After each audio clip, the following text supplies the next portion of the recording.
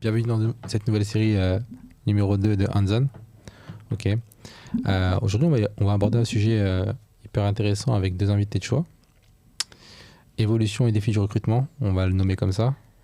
On va présenter les deux invités, tout d'abord. Honneur à l'invité. Honneur à l'invité. Ça commence fort. C'est gentil, ils sont galants ici. Je m'appelle Tanguy Barry, merci à tous les deux pour l'invitation. Une invitation dans Hands-On, surtout épisode 2. Au début, ça se refuse pas. Tu veux que je me présente rapidement ? Rapidement, prends ton temps. Allez, rapidement, je prends mon temps, ça me va. Je m'appelle Tanguy Barry, je suis agent de développeur depuis 4 ans maintenant, pratiquement jour pour jour. En plus, je me suis lancé juste avant le Covid, parce que j'ai toujours eu un peu de flair, moi. Ça faut le savoir.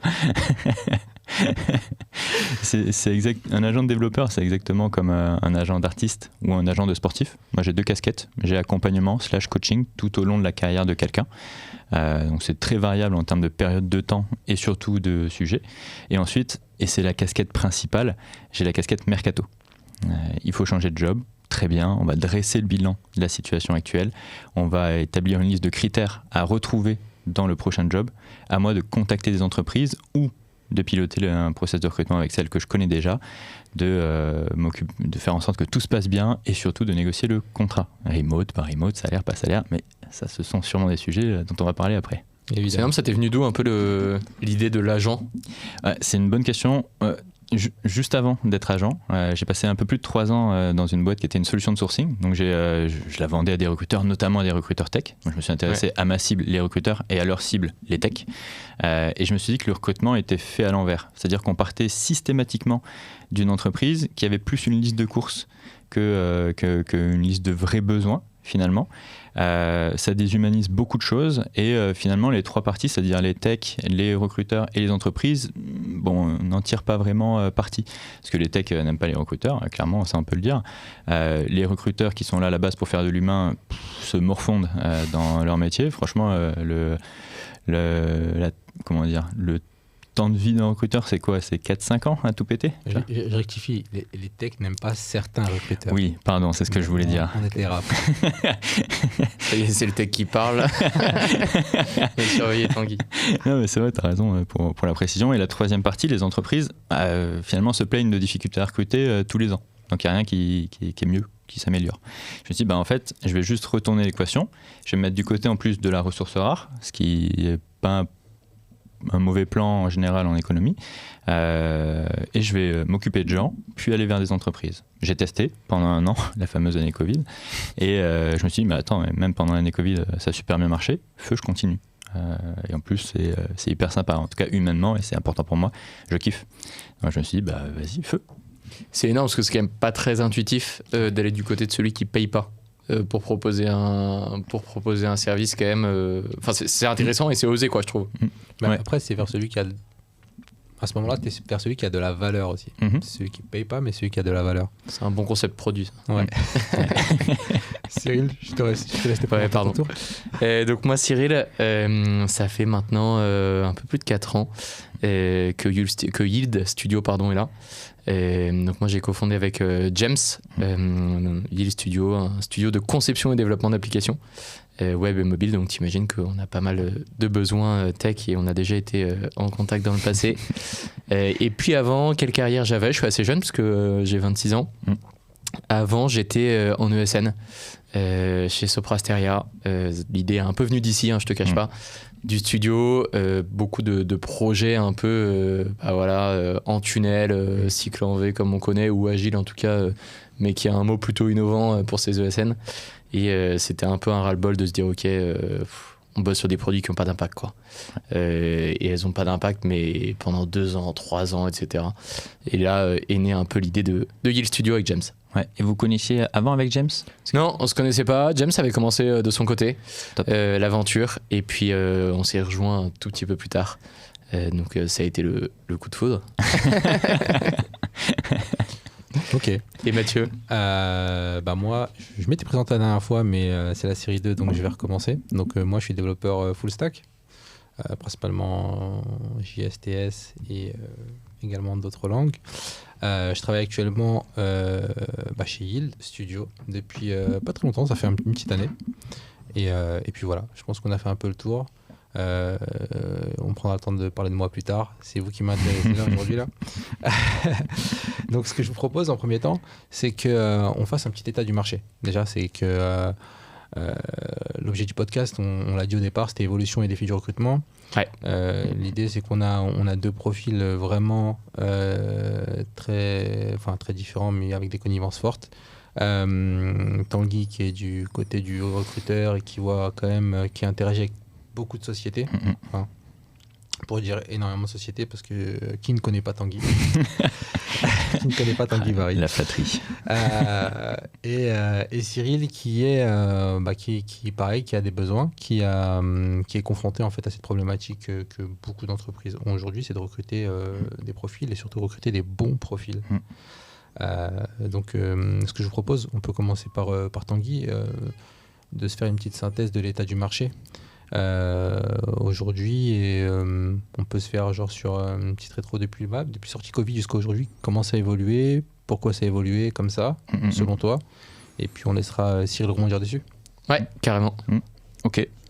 Pour faire un petit résumé sur les 4 ans, parce que le Covid c'était il y a 4 ans, presque pile poil, c'était en mars 2020, donc quand Cyril avait 22 ans du coup. Bon, clairement tout s'est arrêté pendant le Covid, on est tous d'accord. On a eu quoi, 2-3 mois de confinement. Je me lançais à ce moment-là, j'étais bien, j'étais sur une bonne lancée de prospection, et puis pendant 2-3 mois ça servait à rien de rien faire parce qu'on savait pas où on allait. Puis après c'est reparti, mais hyper vite. Donc c'était le feu. En plus, le moment du retour au présentiel, ça. Ouais, c'est ça. Ouais. En fait, pendant 3 mois, tu fais rien. Et c'était le moment où il y avait quand même des scallops et des licornes. Donc, on commençait vraiment à en parler. Quand tu prends 3 mois dans la vue sur ton objectif de l'année en termes de recrutement, je peux te dire que chez Conto, tu mets un peu la gomme derrière, quoi. Et surtout, ça a été l'avènement du remote. Et là, révolution totale. On s'est dit, attends, mais c'est possible. Mais je me suis fait la réflexion l'autre jour là, avant le remote, faire une visio, c'était inconcevable. C'était rare, ouais. Enfin, nous, c'était vraiment rare, ouais. Tu sais, t'allais vraiment en présentiel dans les bureaux des autres, de tes clients, et t'allais échanger avec eux. Mais c'était la base, en fait. C'était, tu vois, on se voit, donc on se voit en vrai. Et maintenant, c'est on se voit, mais on se voit en visio. Ouais, c'est clair. Et quand tu dois en vrai, tu dois le spécifier. C'est ça qui est assez marrant. Ouais, je suis d'accord. Ça a un peu changé les manières de travailler. Pour les techs, c'était plutôt une bonne chose. 2021, open bar, clairement. C'était magnifique. 2022 aussi, hein. Franchement, let's go. Donc, c'était les 2 super années où tu pouvais trouver un travail en 2h30, où moi, je pouvais trouver un taf à un dev en 2h30. Là, ça, c'était cool. Quand tu dis open bar, c'est quoi? C'est pas mal d'investissements en fait, fait dans la tech, les levées de fonds. Clairement. J'ai pas les chiffres là, mais à mon avis, 2021, c'est clairement l'année record. Ça m'étonnerait pas. 2023, un peu plus dur. On a senti l'essoufflement. C'est normal, c'est des cycles, hein, c'est comme ça. Cette année commence normalement.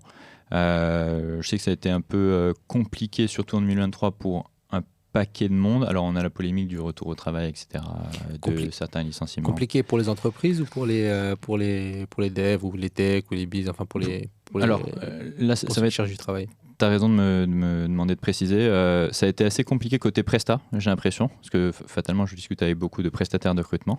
C'était plus dur, ce qui veut dire que les entreprises soit recrutaient moins, et c'est vrai pour toutes celles qui dépendent de financement, hein, donc comme Cyril l'a dit, start-up, scale-up. Et donc un peu un ralentissement. Après, c'est pas du tout une crise, je trouve. C'est d'ailleurs même en train de repartir.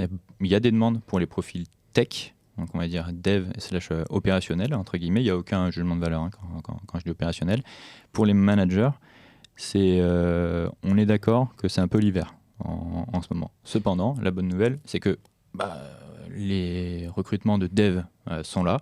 Une fois que tu as recruté de nouveau suffisamment de dev, faut les encadrer, quoi.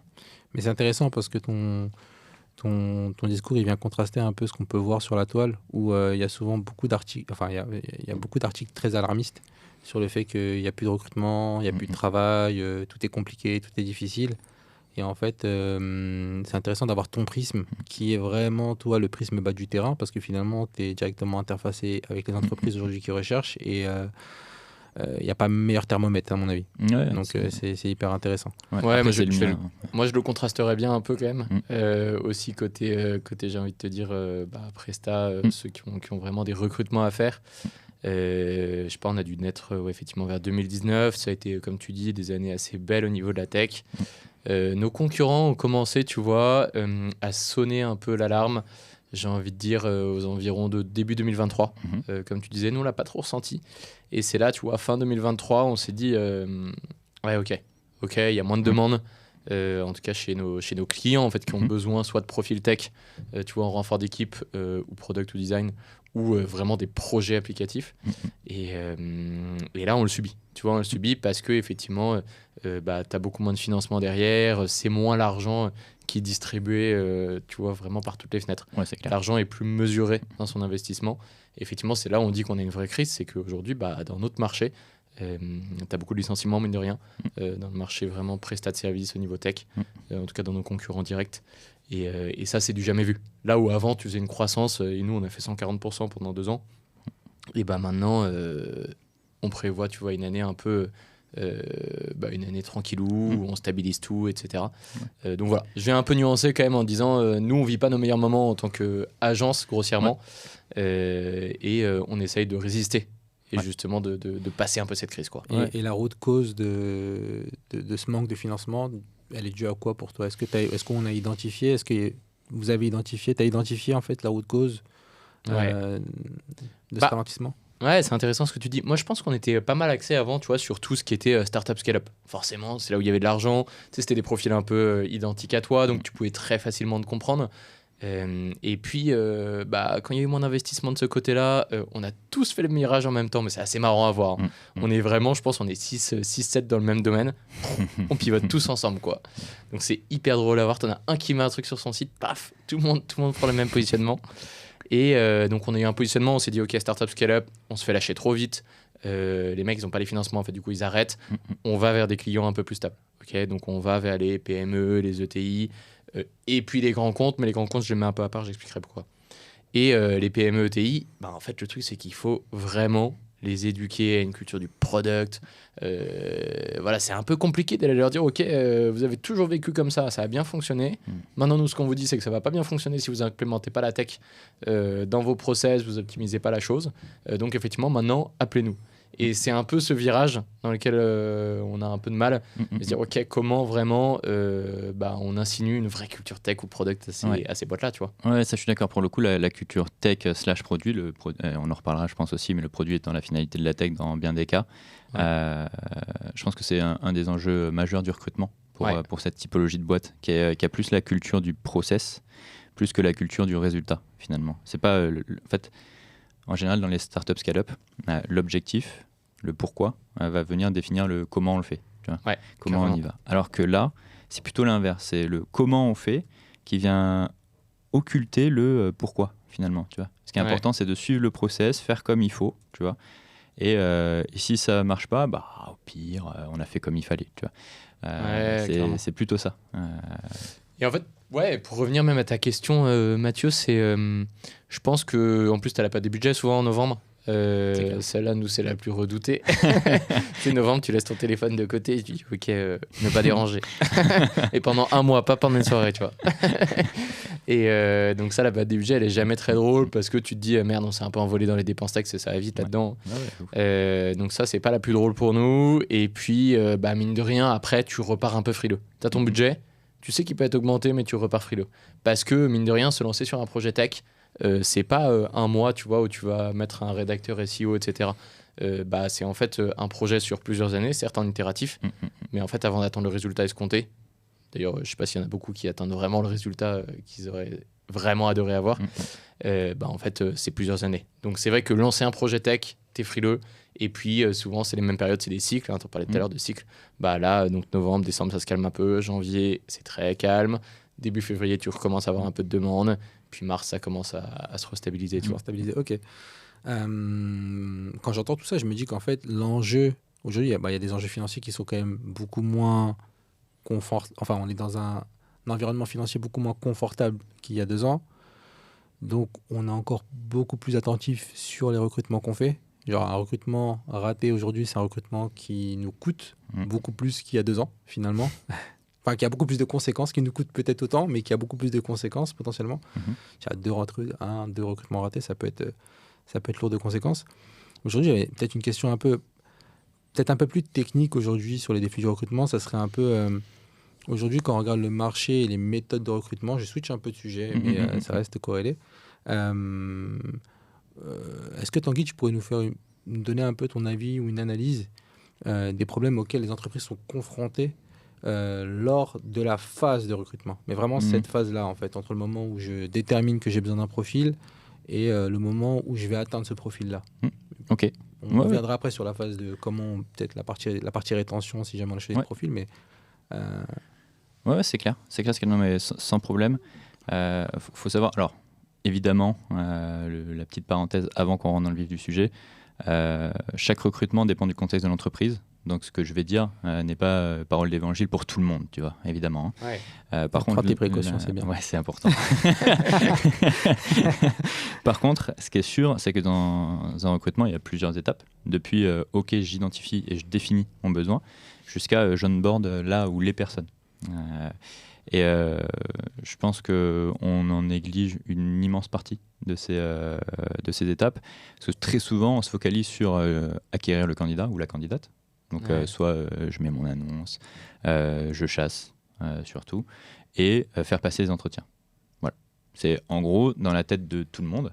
Un recrutement, c'est ça. Quand tu dis tout le monde, c'est de la start-up à la... Ouais, dans l'imaginaire collectif. De demain, là je sors, je demande à quelqu'un c'est quoi le recrutement, c'est trouver des gens et faire passer des entretiens. Tu vois, c'est ça, c'est ce qu'on se dit. Alors qu'en vrai pas du tout, et les étapes les plus importantes ne sont pas forcément celles-ci. Moi je pense que les étapes de base sont hyper importantes, à savoir, elles sont même cruciales et trop délaissées, à savoir de quoi j'ai besoin. Donc définir vraiment mon besoin, qui je suis, c'est quoi mon produit, c'est quoi mon enjeu, c'est quoi mon contexte, c'est quoi mon objectif. C'est pas que ta stack en fait. Pas du tout. Ouais. Franchement, la stack, en plus, c'est un outil. Tu vois, la stack pour moi, est-ce que j'ai besoin de quelqu'un qui fait du TypeScript ? Ça dépend de ton contexte. Est-ce que j'ai besoin de quelqu'un qui est opérationnel demain ? Parce que en fait, je sais pas, j'ai des délais qui me prennent à la gorge et c'est dans 2 semaines qu'il faut que je rende le truc. Bon oui, tu as besoin de quelqu'un d'opérationnel. Si jamais t'as pas forcément ça, pourquoi t'as besoin de quelqu'un qui ferait du TypeScript ? T'as besoin de quelqu'un qui ça, c'est de l'éducation, non ? En vrai. Enfin, oui, dans ton métier, j'imagine que tu dois dire attendez, hop, je veux un React Laravel, doucement quoi. Enfin, c'est quoi votre enjeu derrière ? Parle-moi un peu de ton bis quoi. Ouais, c'est clair. Parce que le pire, c'est que quand t'es pas éduqué sur le recrutement, tu vas galérer à recruter. C'est-à-dire que tu es une entreprise, tu te dis ok, ma stack c'est les React Laravel, cool. Je veux des mecs qui font ou des filles qui font du React Laravel. D'accord. Mais du coup, on se ferme à tout le reste du marché. Il y a plein de gens qui font du PHP tout court, tu vois, qui pourraient clairement, en 2 mois, être ok sur Laravel. Tu vois ce que je veux dire ?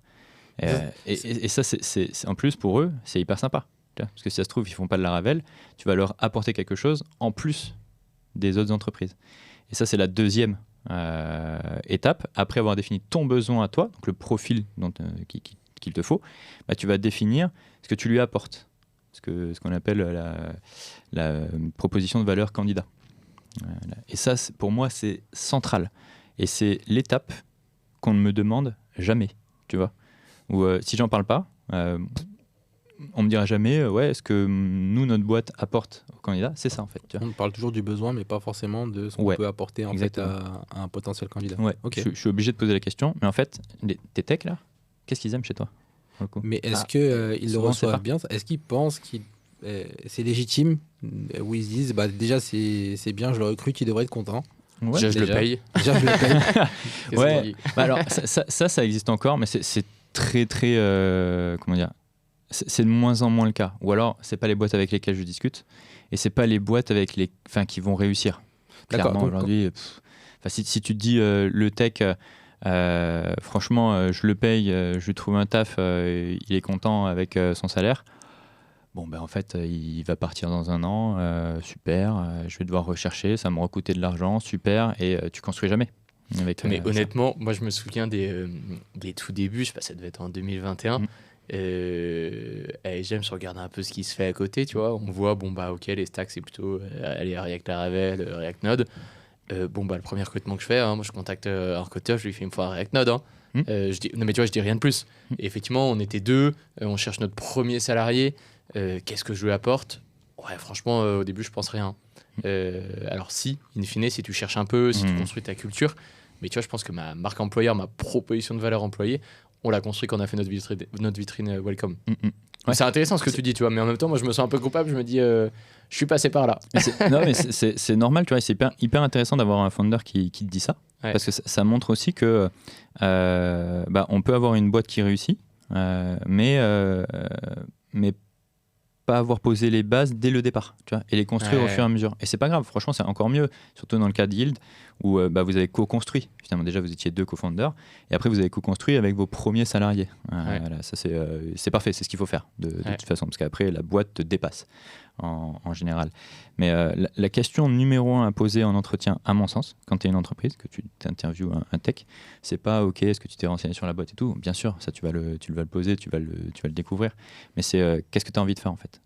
OK, t'en es là dans ta carrière. C'est pour ça pourquoi est-ce qu'on se parle? Parce que ta situation actuelle, c'est ça. D'accord, top, tu vois.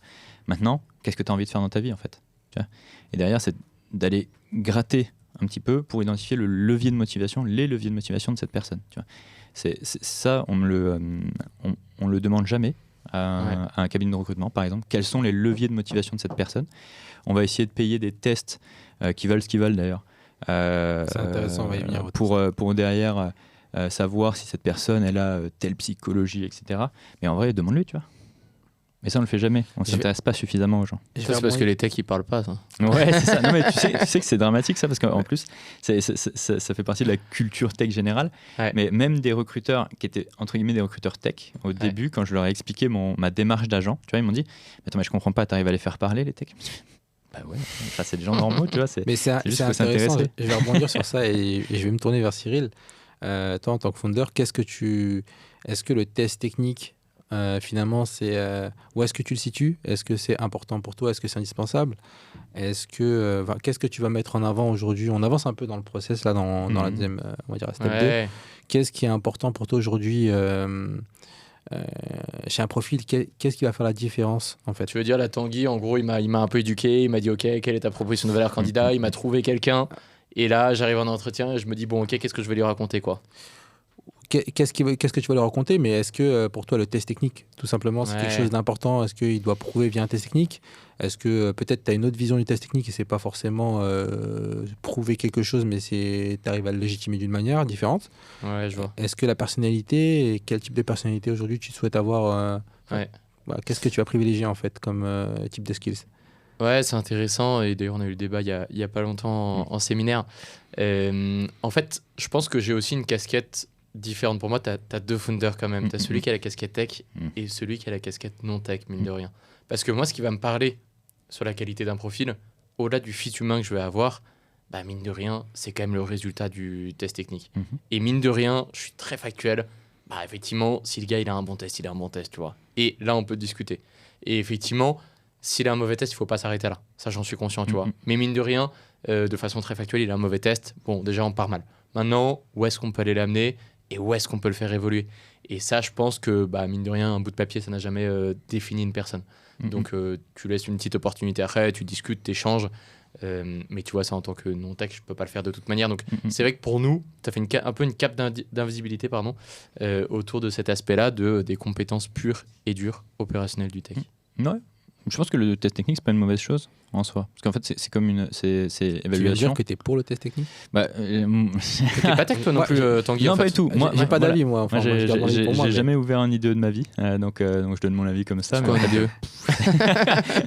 L'interface de développement et tout, mais moi je trouve ça moche en plus. Mais le test technique, c'est un outil d'évaluation, phase 4 du recrutement d'ailleurs. Et dans l'idée, pourquoi pas? Mais encore une fois, ça dépend de ce que tu cherches. Donc tu dois calibrer ton test en fonction. Hyper important, parce que sinon il y a dissonance, les candidats le perçoivent. Et franchement, on n'a pas envie d'aller se fracasser 5 heures notre samedi après-midi sur un test pour une boîte où en fait il n'y a pas besoin de ça. Parce qu'on se dit, mais dans quoi est-ce que je m'engage? Est-ce que c'est une boîte qui sait de quoi elle parle, tu vois? D'ailleurs, ça reste un outil d'évaluation pour le candidat également. Ah ouais, bah clairement. Aujourd'hui, moi j'ai des gens que j'accompagne qui me disent très bonne chose, si jamais c'est tel type de test. Tu vois, ça m'en dit un peu, ça m'en dit presque long sur la boîte, sur la culture technique, sa manière de penser. Tu vois, Ouais. et ça s'entend, tu vois. Tant que, de toute façon, quoi qu'il arrive, ce sera dans les deux sens l'évaluation. Hein. Ok, on évalue un candidat ou une candidate, et dans l'autre sens, évidemment. la boîte aussi. Mais est-ce que les entreprises acceptent d'être également évaluées? C'est-à-dire en fait de passer entre guillemets un entretien en fait, parce qu'aujourd'hui c'est vrai que les entreprises, on a toujours, enfin je pense que c'est une culture un peu ancrée, qui est qu'il y a l'employé qui est demandeur et l'employeur qui donne. Est-ce qu'aujourd'hui, dans un marché comme celui de la tech, où on sait que c'est tendu et que des fois les employeurs ont plus besoin des employés, et c'est rare, c'est pas dans tous les domaines, et ça n'a pas toujours été comme ça historiquement, est-ce que les entreprises arrivent à, on va dire, à changer leur posture par rapport à cette nouvelle situation en tout cas? Ouais, moi je trouve. Enfin, moi, je suis hyper, peut-être optimiste de caractère aussi, mais je suis hyper optimiste sur ce point. Je trouve qu'aujourd'hui, on est très bien équilibré au final. On a dépassé alors, encore une fois, avec les boîtes avec lesquelles je discute, on a dépassé ce clivage un peu stupide de hiérarchie, la boîte est plus forte, prends ton salaire et salut, tu vois. Bon, effectivement, voilà, d'ailleurs, c'est normal de ne pas pouvoir fidéliser, on va en parler plus tard. Mais oui, ouais, clairement, c'est dans les deux sens. On attend aussi de nos salariés qu'ils soient moteurs, quelque part. On comprend l'importance de nos femmes et de nos hommes, tu vois. C'est très souvent le cas. Et même évaluer, tu vois, en fait, je dirais que ça ne fit pas, quoi. Non, mais c'est vrai, t'as un candidat qui est en face de toi, qui je suis pour l'évaluer, tu vois. In fine, il ne fit juste pas avec mon besoin du moment, ou peut-être que le candidat, je sens qu'en fait, ma boîte, elle ne va pas fitter avec son besoin, tu vois. Et que globalement, il ferait mieux d'avoir une expérience où il sera peut-être un peu plus accompagné, tu vois. Mais je sais que de temps en temps, en interne, on a besoin de profils quand même vachement autonomes. Genre les mecs, même s'ils bossent quand même pas mal en team, in fine, j'ai envie de lui confier une tâche et je sais qu'elle sera bien faite et que forcément, il aura un mentor, tu vois, donc il pourra s'y référer. Mais j'ai pas envie d'être derrière, tu vois. Et ça, mine de rien, je sais que j'ai des candidats qui vivront trop mal le fait d'être chez moi, tu vois. Parce qu'ils auront besoin d'être challengés en permanence, qu'on aille les chercher. Et moi, plutôt, j'attendrai en fait que la personne vienne me chercher, tu vois. Ouais. Ça, c'est hyper important de savoir le définir, tu vois, et de savoir l'identifier chez quelqu'un. Tu vois, et ça, tu le définis un peu avec le temps, tu vois, je trouve. Enfin, mine de rien, je reparle un peu de notre premier recrutement. Mine de rien, il y a 1 an et demi, c'est lui qui nous a un peu tout appris, en fait. Même s'il ne le sait pas. Tu vois, quand dans ses one-to-one chaque semaine, il mettait, voilà, là, je sens que j'ai des difficultés, machin. Non, on se regarde avec James, on fait quoi là? On lui dit quoi du coup? Viens, on lui dit que tout va bien aller et que ça va aller mieux dans 2 mois, tu vois. Mais in fine, c'est lui qui nous a aidé à construire. Et je pense que les débuts d'une boîte, même si on s'adresse pas forcément que à cette typologie de boîte là dans notre podcast, les débuts d'une boîte sont vachement structurants. Tu vois, le début d'un pôle ou le début d'une team, quoi. Je pense que c'est là où tu construis tout. Ouais, je suis tout à fait d'accord. C'est hyper challengeant, c'est hyper stimulant comme phase. Ouais. Par contre, quand c'est ton métier, tu es capable de définir ce genre de choses. Tu vois. Un jour ou l'autre, tu te tromperas. Tu vois, c'est normal. Qui ne s'est jamais trompé dans son métier, tu vois. Mais tu es censé avoir la finesse d'analyse et de questionnement pour te dire, OK, en fait, cette question, je la pose pour avoir telle réponse, tu vois, parce que c'est tel critère de ma scorecard ou en tout cas de ma définition de besoin. Cette réponse, ça veut dire que là, ça ne fit pas. Tu vois. Et si l'autonomie, c'est numéro 1 chez moi, là ça me satisfait pas, en fait ça va pas le faire, ok, fine, tu vois, et on le sait, mais au moins bim bim bim, on est professionnel, on perd pas de temps et on y va, quoi. Ok, pour la casquette tech, on a un peu échangé sur cette partie là, mais comment, Tanguy, je la pose à toi la question d'ailleurs, comment tu évalues la casquette business d'un développeur? Parce que aujourd'hui un développeur doit avoir ces 2 casquettes là, l'une ne va pas sans l'autre. Comment aujourd'hui on va évaluer en fait la casquette business, parce que c'est vrai que à travers un test technique, c'est très compliqué d'évaluer la casquette business d'un développeur. Presque impossible. À moins que ça soit un ancien comptable et qui postule pour une entreprise dans la comptabilité ou qu'il ait un test technique. C'est pas que ça le business, Mathieu. Ouais. Tu vas m'expliquer. C'est pas que les chiffres. Moi, j'adore l'argent. Tu vas m'expliquer. Mais aujourd'hui, comment on va évaluer un développeur sur sa capacité à s'intéresser au business au-delà de s'intéresser à comprendre le business et à chercher à l'améliorer, en plus à prendre l'initiative de vouloir l'améliorer, euh, par quel biais tu t'y prendrais, si tu as une manière, Mhm. et qu'est-ce que tu conseillerais aux entreprises aujourd'hui pour évaluer un candidat sur au moins ces deux mesures-là, qui est la tech et le business. Ouais, non, mais c'est une question hyper importante, surtout alors pour Yield, c'est plus que central pour le coup, parce qu'on construit des produits pour d'autres entreprises. Encore une fois, quand tu demandes aux techs ce qu'ils veulent faire et que tu creuses un petit peu, tu sais, c'est pas juste hey, qu'est-ce que tu veux faire, ils te citent hey, je veux, j'ai l'habitude de TypeScript et j'aimerais bien tes travail hybride. Bon, tu t'arrêtes pas là, tu vois, tu vas creuser un petit peu, non mais normal. Et très souvent, ils te le disent. Mais ce qui est important, à mon sens, pour évaluer la casquette business, c'est par quoi le tech est vraiment motivé. Tu as des gens qui sont motivés que par la tech. C'est-à-dire, moi, je me mets devant mon PC et je bourrine. Mais Ok. est-ce que c'est un bon profil pour toi, ça? Ça dépend. Ça dépend de ce dont tu as besoin. Si tu as besoin de quelqu'un qui va aller discuter avec ton produit, non. Tu vois. Si tu es un éditeur de logiciel où tu as une problématique ultra technique, tu vois, et le mec il est bon là-dedans, bah ouais, c'est le profil de l'année. Tu vois. Mais par contre. Même si c'est ultra technique, ça va forcément être relié à un métier à un moment donné. Ça dépend. Ça dépend, parce que ça dépend de ton organisation. Imaginons, je vais chez OVH, tu vois, et on les salue. D'ailleurs, je suis sûr qu'Octave Klaba nous écoute. Bah, t'as des gens qui sont purement tech, parce que entre eux et l'utilisateur, bah, t'as quand même une bonne couche produit, tu vois. T'as des gens qui sont meilleurs qu'eux pour le faire. Ils peuvent pas tout faire non plus, ces techs-là. Donc, si t'as un mec qui est spécialisé, je sais pas, sur les VM, ok, bah super, et bah, il gère bien. Ouais. Très bon profil pour OVH, en l'occurrence. Sinon, moi, le levier de motivation que j'actionne pour savoir si les gens sont tech, c'est le sens. C'est quoi la finalité de ton travail, tu vois. Et souvent, on va pouvoir séparer le sens en deux branches. Le premier, c'est un peu intérêt général, c'est vertueux. La mission de l'entreprise, c'est écologique. Tu vois. Ok, on balance 80% de pesticides en moins. Trop bien. Tu vois. Ça peut être la santé, tu vois. Ça, c'est en gros, tu participes à la vision de la boîte, quoi. Voilà, c'est ça. C'est presque, c'est bien pour l'humanité au final. Et après, je veux faire quelque chose d'utile. C'est quoi faire quelque chose d'utile? Je veux apporter une valeur ajoutée dans mon travail. C'est quoi une valeur ajoutée? Je veux que l'utilisateur, il soit content d'utiliser mon produit. Ok. Tu vois. Et là, on commence à toucher quelqu'un qui pense à l'utilisateur. Et quand tu penses à l'utilisateur, c'est bon, tu vois, parce que tes priorités sont au bon endroit. C'est-à-dire que ta tech, le truc qui va te faire kiffer techniquement, en fait, ça vient en deuxième. Ok. C'est ça c'est ça que j'essaye de mettre en valeur et c'est ça que je mets dans mes présentations candidats quand on me le demande, quoi. D'accord. Et Cyril, toi, depuis ton prisme, comment toi tu vas aller évaluer, en fait, en tant que founder, comment tu vas évaluer, et puis d'ailleurs, quelle importance aujourd'hui tu donnes en fait à cette partie-là, parce que tout à l'heure tu disais que oui, finalement, s'il réussit le test technique, c'est un gros plus pour lui. Ouais. Mais comment tu vas aller sonder sa capacité à s'intéresser au business en sachant que il peut travailler sur diverses applications. Donc c'est vrai qu'on peut s'intéresser à un domaine précis, mais s'intéresser à différents domaines précis. C'est vrai que comme a dit Tanguy tout à l'heure, si on est très très inquiet du bien-être des utilisateurs, là on va peut-être s'intéresser au métier. Mais toi, comment tu vois ça, comment tu sondes ça, comment tu vas chercher cette information-là aujourd'hui?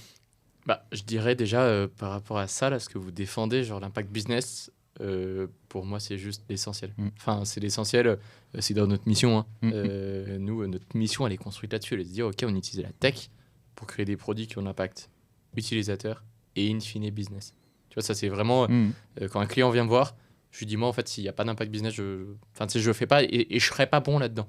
C'est là où je te rejoins pas mal sur les deux types de profils. C'est est-ce que j'ai un profil qui va clairement cracher du code et pas forcément voir l'utilisateur final, tu vois, ou est-ce que j'ai un profil où j'ai besoin que le mec soit impliqué dans le produit et qu'ils disent OK, j'architecture mon produit de telle façon parce que pour l'instant on est encore en phase de test, on va tester un peu, on va faire un POC sur un utilisateur et on va voir, tu vois. Donc pour moi c'est vraiment deux orientations qu'il faut bien définir en amont.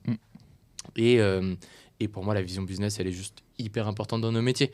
Nous, on veut faire des apps internes, on veut faire des apps pour des clients, tu vois, finaux. En fait, si ce que tu développes, en fait, tu le développes un peu dans ton coin, tu sais, avec tes œillères, bah, c'est sûr que tu vas te planter, quoi. Mm. Enfin, en tout cas, c'est sûr. J'ai pas la prétention de dire ça, tu vois. Mais la plupart du temps, bah, effectivement, tu maximises pas tes chances de succès. Mm. Et pour moi, avoir des profils qui te parlent juste d'utilisateur en entretien, tu dis, putain, le mec, il a vraiment tout compris, tu vois. Et c'est souvent des profils qui ont été freelance avant, qui ont ce sens-là, parce que c'est des profils qui ont été vachement sensibilisés eux-mêmes, tu vois. D'accord, Je sais pas si t'es d'accord un peu sur ce constat, tu vois, mais j'ai l'impression qu'on est... Ouais, je suis d'accord. Il y a deux petits hacks pour les identifier rapidement. Alors, dès le CV, c'est ceux qui mettent les résultats. Ouais, TypeScript. Ah bah c'est moi l'orienté business. Les résultats de leurs actions, tu vois. Ouais. Typiquement, on a fait ça, ok, ça a permis de cut tel cost, ou ça a permis de passer de, je sais pas, je dis n'importe quoi, mais 10 000 à 20 000 users avec cette fonctionnalité. Là, on kiffe, tu vois. Ok, il y a eu moins de churn, il y a eu plus d'utilisation, tu vois. C'est hyper important. Et deux, c'est ceux qui vont te parler de l'organisation de l'équipe. Je veux avoir un PM dans mon équipe. Mais c'est là où c'est intéressant, en Ouais. fait. Enfin, là, je vais donner un peu mon opinion. C'est vrai que pour moi, c'est un non-sens. Les entreprises qui font pas d'entretien au moins oral avec la personne, qui discutent pas. Parce que comment tu peux avoir cette information-là, en fait, qui pour moi est centrale, tu vois, sur bien des domaines. Je suis d'accord avec toi qu'il y en a qui peuvent faire que de la tech pour de la tech et qu'ils aiment que ça, mais c'est pas la majorité des postes, je pense. Il peut en avoir. Non, c'est pas Mais c'est vrai majoritaire. que comment tu peux sonder ça sans avoir une discussion avec le candidat, même avant le test technique? Mais si tu recrutes quelqu'un sans lui avoir parlé, t'es fou. Ah, mais ça existe, hein. Ça existe, hein. Ah ouais Ouais, Mathieu, bah, c'est comme ça qu'il est rentré. Ah, Non, je je rigole. le savais. C'est installé. Ils t'envoient un coding game, et je pense que les auditeurs, beaucoup reconnaîtraient cette situation-là, où on t'envoie un coding game, le recruteur fait le passe-plat et t'envoie un coding game, et puis si c'est bon, bah, tu parles au manager de l'équipe, et puis t'intègres l'équipe, quoi. Je crois que les meilleurs, enfin un petit aparté, hein, mais les meilleurs moments qu'on a eu un peu, parce qu'il faut que ça soit aussi un kiff, tu vois, cette phase de recrutement. Ouais, c'est clair. Les meilleurs moments qu'on a eu, ça prend du temps, mais c'est cet aspect un peu live coding. J'y reviens, mais c'était un sujet passé. Mais c'est vraiment le fait, ok, on bosse avec le gars. Et c'est pareil en product, c'est pareil en design. Moi, souvent, quand je fais venir les profils, je leur dis, mais en fait, on va bosser ensemble. On va bosser ensemble, donc si tu as besoin, tu me poses des questions et tout. Je trouve ça tellement plus parlant que le mec te donne un truc plutôt au bout de 2 heures. En fait, tu n'as même pas interagi avec lui, donc tu sais pas Concret, pourquoi il est ouais. arrivé là. Ça se trouve, ton brief n'a pas été clair. Alors que si tu es avec lui, tu vois, dès le début, bah, tu vois comment la personne elle interagit, comment elle fonctionne, paf, paf, paf, question, hop, j'adapte, hop, je fais ça. Elle est bloquée, c'est pas grave, on discute, hop, elle trouve une solution parce qu'elle va se...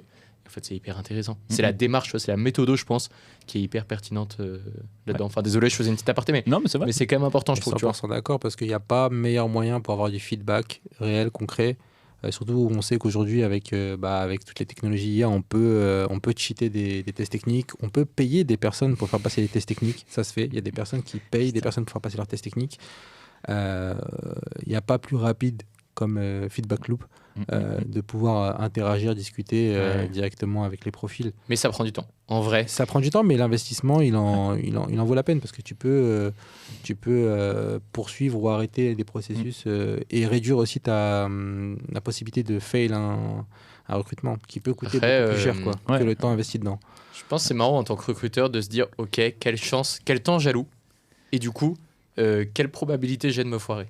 Et de temps en temps, en vrai, tu vas te dire, bah, c'est con, hein, mais j'ai une semaine, je préfère augmenter ma probabilité de me foirer, mais de toute manière, en une semaine, je dois le faire, tu vois. Ça paraît très con comme raisonnement, mais de temps en temps, t'as pas le choix et tu dis, ok, j'avance, et de temps en temps, c'est un pari gagné, d'autres, c'est des paris ratés, tu vois. Et effectivement, ça coûte cher, tu te dis, jamais je referai ça, machin, mais c'est un biais dans lequel tu tombes forcément, tu vois. Ouais, c'est clair. Ouais, de toute façon, on ratera toujours des recrutements. Même franchement, tu peux être le meilleur recruteur du monde avec la meilleure boîte du monde et les meilleures techs du monde. À un moment ou à un autre, ça va foirer parce que bah, c'est pas une science, quoi.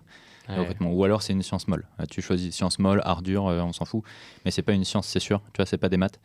Ce qui est important, c'est de savoir qu'est-ce qui va marcher pour toi. Si jamais tu mets du temps à faire des live coding, tu vois, ok, tu vois, bah à ce moment-là, encore plus important de bien définir en amont ce dont tu as besoin, de bien préqualifier et d'être sûr de qui tu vas voir, tu vois, parce que si ça se trouve, bah, tu vas en voir 3, tu en embauches un, alors que dans l'autre sens, bah, tu aurais fait passer 30 coding games, ça aurait pas marché, ça aurait été pété, tu vois.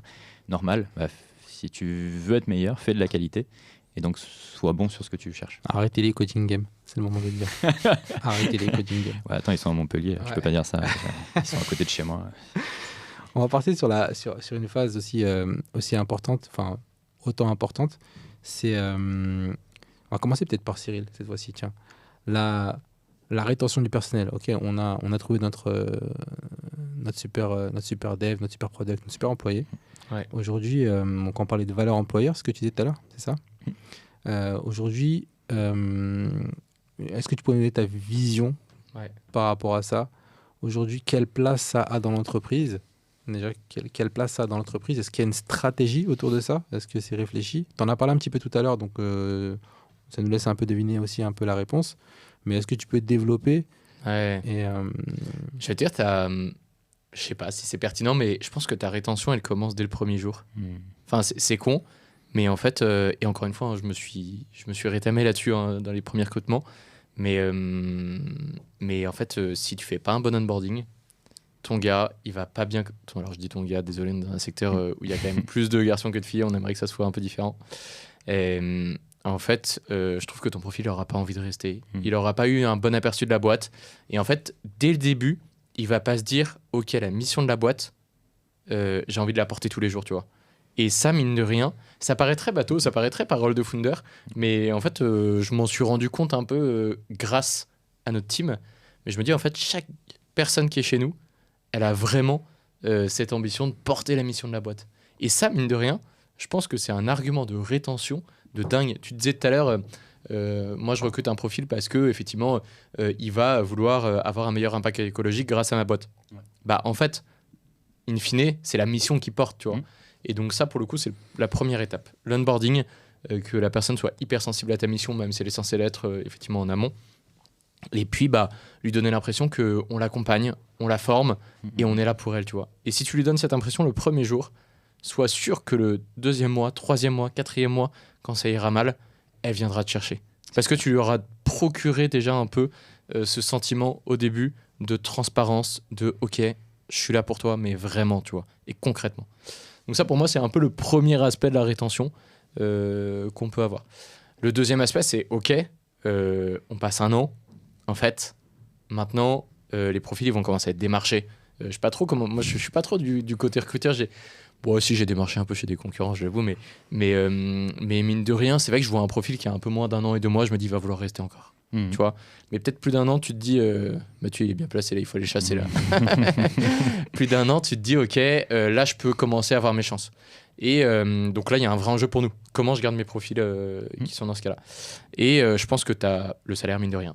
Ça, on n'y échappe pas. Tu vois, nous, on a construit notre grille salariale. C'est vrai que dans l'ancienneté, on a pas mal joué. Tu vois, je crois que la première année, on fait plus 4%. Après, on doit faire plus 6 en deuxième année. Et on refait un bond en troisième année, tu vois. On identifie que c'est un peu les moments où tu as l'envie de changer, où tu te lasses un peu dans ton job.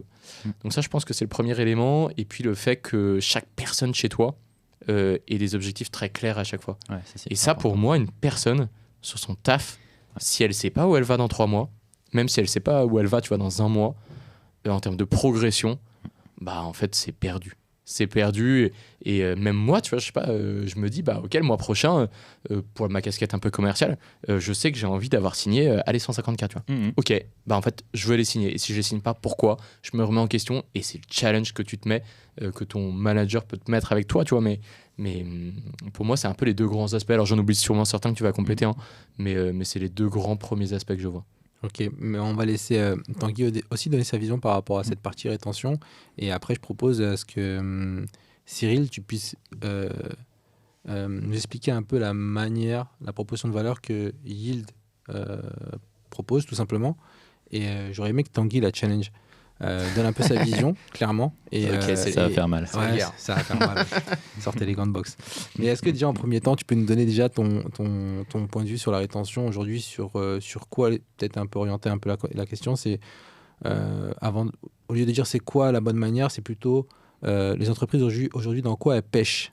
Si aujourd'hui les entreprises ont du mal à retenir des profils, on va parler de bons profils, on va dire. On part du principe, je te donne un use case, genre des bons profils. Et en quoi ils pêchent? À quel moment tu penses qu'il y a un problème, il y a une déconnexion? Non, Donc, c'est hyper intéressant. question Parce- ouverte. Déjà, si on a du mal à recruter et que vous n'aimez pas forcément le recrutement, que c'est presque un centre de coût pour vous, fidélisez à ce moment-là. Parce que si tu gardes tout le monde, tu n'auras pas besoin de remplacer. C'est comme tes clients, ça. Voilà. Non, mais c'est exactement ça. tu Ah vois. ouais, c'est con. Faut vraiment le gérer comme un cycle de vente, finalement. Où est-ce que ça pêche? C'est difficile à dire. Je suis d'accord avec Cyril pour dire que l'onboarding est hyper important. Ouais, il y a 4% des gens qui arrêtent leur contrat en 24 heures. Tu as la moitié des cadres qui regardent les offres d'emploi en 3 mois. Quoi. Tu vois. Dans les C'est-à-dire- 3 premiers mois, les Ouais, mecs ouais. se disent ok, C'est ça. je vais des autres jobs. Du coup, Mathieu, tu vois, quand il y a 1 an, 2 mois, il est arrivé chez Yield, il y a 50% de chances qu'il ait checké des offres d'emploi. Tu vois. Ouais. Et ça, c'est. Balance, toi. Ouais, un petit peu. je balance pas, j'informe. C'est là qu'on a construit l'onboarding day. Ouais. ça c'est hyper important, mais derrière, l'impact sur ton business, c'est gigantesque. Tu vois. Un mauvais recrutement, entre guillemets, et moi je me dis que si la personne part en 4-6 mois, tu vois, c'est 4-17% des gens quand même, tu vois, tu as perdu 30 000 boules. C'est combien? à peu près. 17%? Ouais, 17%. Tu Ok. as perdu 30 000 euros, tu vois. Si les 17 ils sont chez toi, ça fait mal. Hein. Ça fait beaucoup au final. Mais derrière, où est-ce qu'on pêche? Encore une fois, c'est comme dans le recrutement, on ne sait pas ce qui motive les gens. Pourtant, c'est vraiment hyper simple. Tu vois. Il y a des outils dans tous les sens. Il y en a un que j'aime bien, qui est, alors c'est un peu chiant parce que ça fait un peu prof de sociaux là, mais c'est la pyramide de Maslow, tu sais, c'est celle qui hiérarchise les besoins humains. Donc ça va de physiologique, à savoir boire, manger, dormir, jusqu'à l'accomplissement. En fait, il faut juste se baser là-dessus, tu vois, mais l'appliquer au travail. Tu dis physiologique, en fait, c'est mon salaire suffisant pour boire, manger, me loger à Paris. Donc, c'est plus cher à Paris qu'ailleurs. Derrière, tu as de la sécurité. Est-ce que ma boîte va se planter ou pas, tu vois. Derrière, tu as l'appartenance, hyper important. Et c'est sur quoi jouait Cyril en disant, en fait, il faut que je m'occupe de la personne dès le premier jour, parce que ça génère de l'engagement, du lien, tu vois. Je me dis, OK, eux, ils font un pas vers moi. Il y a le principe de réciprocité. Boum, ils m'aiment bien, je les aime bien. Tu vois, Mais cette phase-là, elle est hyper importante. Je vais te laisser poursuivre derrière. C'est cette phase de corporatisme. C'est que tu as beaucoup de personnes qui sont hyper allergiques à ça. Il y a un savoir-faire. Je pense qu'il y a un savoir-faire, c'est-à-dire ne pas faire du forcing. Enfin, après, là, c'est vraiment mon point de vue. Hein, j'ai vu des entreprises dire on est une fourmilière et vous êtes des fourmis, viens ma petite fourmi. Tu vois, genre là, j'ai un peu extrapolé. Mais voilà, il y a être authentique. Et être engagé pour ce quoi on a été embauché. Et ça, c'est deux choses bien différentes. Ouais. Et ça, je voulais juste mettre une petite parenthèse pour ça, par rapport à ça, parce que c'est quelque chose qui, moi, me touche directement et qui, je pense, touche pas mal de gens, même si les gens ne se prononcent pas forcément dessus directement. Ah non, mais c'est clair. De toute façon, si tu es là à te dire, OK, je veux une fourmi de plus, en fait, tu as un rapport extrêmement transactionnel avec cette personne. Tu vois. Et dans la transaction, en temps salaire, thune et salut, quoi. Tu vois. Je fais mes heures, j'arrive à 9h, je pars à 18h, je prends mon salaire, salut, ciao. Tu vois. Derrière, t'as personne d'engagé, tu vas te plaindre, ah oui, mais ils s'en vont à 18, etc. Il n'y a pas de créativité, il faut revenir au bureau. Une petite dédicace à un PDG du CAC 40. Tu vois. Ouais, logique. Tu vois. Bang, Par contre, voilà. Non, mais derrière, si ensuite tu vas comprendre tes employés, alors je suis d'accord, c'est compliqué, surtout quand on a 10 000, tu vois, mais ça sert à ça les RH. Fais des points avec eux, comprends ce qui les anime. Est-ce que c'est juste quelqu'un qui se dit ok, moi en fait j'ai juste besoin d'un taf pour manger, fine, tu vois. Est-ce que c'est quelqu'un qui a envie justement d'une mission d'entreprise, tu vois. Est-ce que c'est quelqu'un qui se dit ok, ça m'intéresse, c'est mon taf, mais à côté de ça je veux développer des trucs annexes, tu vois, type un podcast excellent comme Hands-On. Flatteur. Ça c'est une intelligence managériale en fait. Ouais. Faut juste se former un petit peu au management, à comprendre ce qui va faire que les gens vont rester chez toi. Je trouve que tu as un peu des étapes justement dans le manager, tu vois, alors, ou l'échelle de Founder, tu vois. Tu te dis, maintenant, je sens que ma team, elle fait son taf, mais elle pourrait faire plus. Et on s'est retrouvé dans cette situation il y a 3 mois.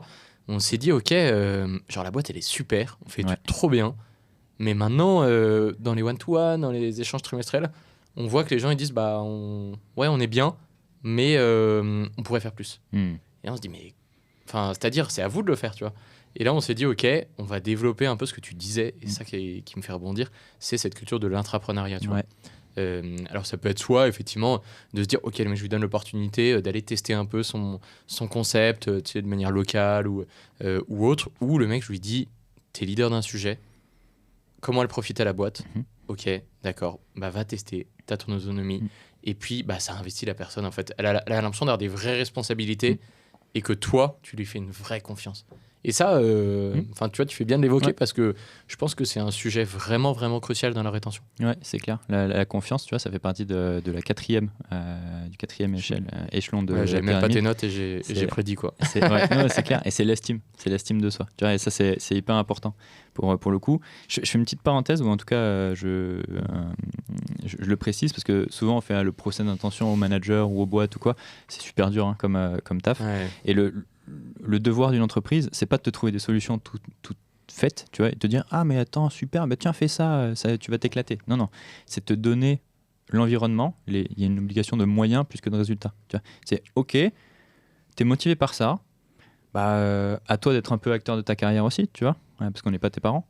Donc tu me dis t'aimerais monter ça ou faire ceci, d'accord, très bien. Bah voyons comment on peut l'intégrer.